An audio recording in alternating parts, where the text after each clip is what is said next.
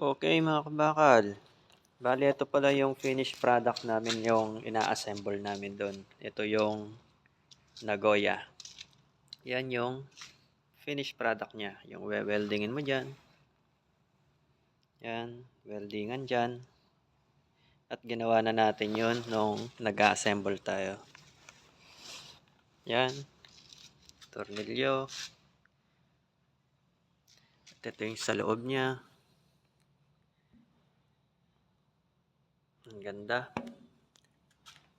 Yan yung lagayan ng, kumbaga sa kanila, transformer.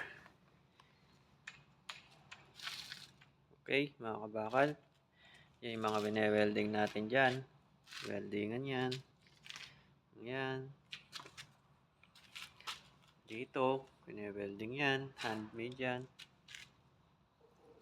At ito rin. Bine-welding natin yan. Dito sa may Togami, Japan. Togami Metalix. Sa Japan, mga kabakal. Yan na. Ito yan. Ito siya kapag kapag bahay pa lang siya, yung plate pa lang siya, mga kalansay pa.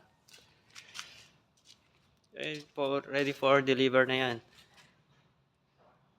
At lalagyan pa sa yan sa loob. Lalagyan nila ng yung gamit sa loob. Papasa na sa kabilang company. So good. Babush.